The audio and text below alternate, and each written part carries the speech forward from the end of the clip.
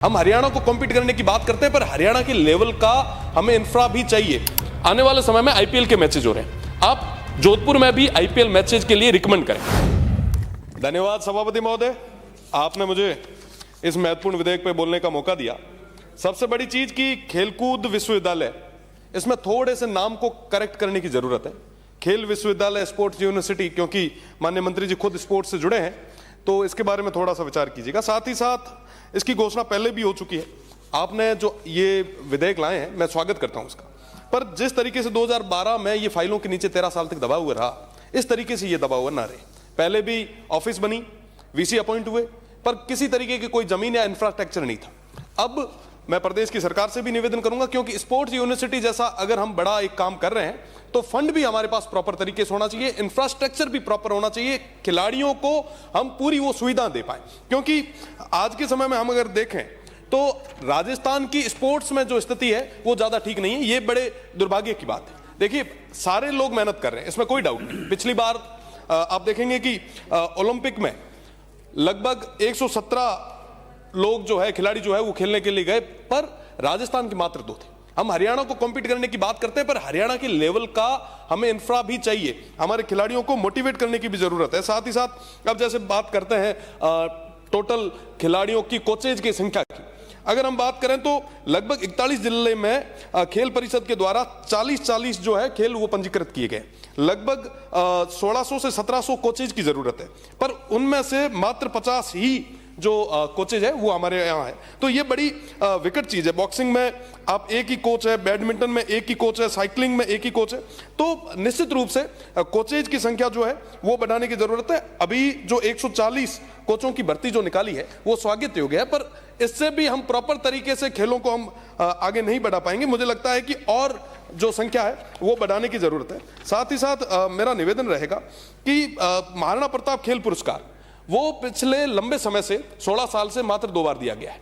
हर साल हम अगर ये पुरस्कार देंगे तो निश्चित रूप से खिलाड़ियों को हम मोटिवेट कर पाएंगे, और राजस्थान का सबसे बड़ा खेल पुरस्कार है, तो ये तो जाहिर सी बात है देना ही चाहिए। साथ ही साथ पैरा ओलंपिक के जो हमारे खिलाड़ी हैं, जो गोल्ड मेडलिस्ट रहे हैं, उनको आउट ऑफ टर्म पॉलिसी के तहत हमने नौकरियां तो दे दी, पर 5-5 सालों से वो अभी तक परमानेंट नहीं हो पाए। वो बेसिक जो उस पर तनख्वाह पे कर रहे हैं। तो मुझे लगता है कि उन तमाम पैरा ओलंपिक के हमारे खिलाड़ियों को मोटिवेट करने की जरूरत है, उन्हें हम परमानेंट करें। साथ ही साथ मेरा निवेदन रहेगा कि तमाम जो भी ये स्ट्रक्चर है इसको मजबूत करें। इसको मजबूत करने के लिए ग्रामीण परिवेश को हमें मजबूत करने की जरूरत है। मैं अगर मेरे क्षेत्र की बात करूं तो मेरे क्षेत्र में सुथारों का बास है, वहां पे जूडो के स्टूडेंट हैं, वो बहुत बढ़िया तरीके से प्ले कर रहे हैं, बढ़िया अच्छे गेम कर रहे हैं। साथ ही साथ आप देखेंगे कि बास्केटबॉल में पिछले 2 साल में 28 बालक बालिकाओं ने हमारे नेशनल लेवल तक वो गए हैं। तो ये बड़ी चीज है कि बाड़मेर से निकल के अगर कोई इतने दूर तक बास्केटबॉल जैसे गेम में जा रहे हैं, ये अपने आप में बड़ी चीज है।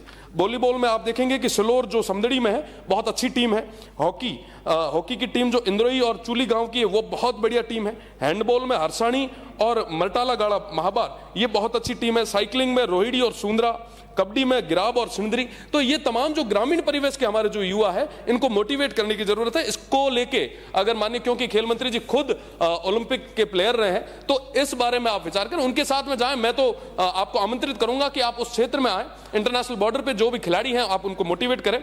साथ ही साथ मेरा एक निवेदन भी रहेगा कि आने वाले समय में आईपीएल के मैचेज हो रहे हैं, आप जोधपुर में भी आईपीएल मैचेज के लिए रिकमेंड करें, ताकि कम से कम हमारे टूरिज्म भी बढ़े, खिलाड़ियों को भी, और तमाम चीजें जो है नई तरीके से हो। हमारे खिलाड़ियों को आगे बढ़ाने के लिए हम सभी को मिलकर मोटिवेट करना होगा। आज के समय में खेलों की दृष्टि में राजस्थान जितना होना चाहिए उसके मुकाबले इतना नहीं हो पा रहा है। उसके लिए अगर हम सामूहिक रूप से प्रयास करेंगे तो निश्चित रूप से इसका परिणाम भी मिलेगा।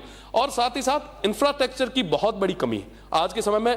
गांव में, ब्लॉक लेवल पे, पंचायत स्तर पे किस तरीके से हम खिलाड़ियों को, प्रतिभाओं की कमी नहीं है, बस उनको खोजने की जरूरत है, आगे बढ़ने की जरूरत है। हम अगर आगे बढ़ के अगर किसी को मोटिवेट करके आगे ले आएंगे तो निश्चित रूप से हमारे जो खिलाड़ी है वो आने वाले, मेजर ध्यानचंद जी वो भी तो यहीं से निकले हैं, वो भी तो ग्रामीण परिवेश से निकले। तो इस तरीके से कई सारे जो खिलाड़ी हैं उनको मोटिवेट करके आगे लाने की जरूरत है। हम सब, आप तो मानिए कहें कि कौन कौन से गेम हैं, उनमें कौन कौन से एमएलएज हैं, सभी को आप 200 के 200 विधायकों को एक टास्क दें कि आप 5-5 खिलाड़ियों को आइडेंटिफाई करके लाएं जो अच्छा कर सकते हैं। उनको स्टेट गवर्नमेंट फंड करे, उनको इंफ्रास्ट्रक्चर दे, उनको मोटिवेट करें, निश्चित रूप से हमें मेडल मिल सकता है। तमाम जितने भी, ये एक सुझाव है, आप खुद भी माननीय सभापति भी बहुत मजबूत है, तो निश्चित रूप से इस और हमें कदम उठाने की जरूरत है। बहुत बहुत धन्यवाद।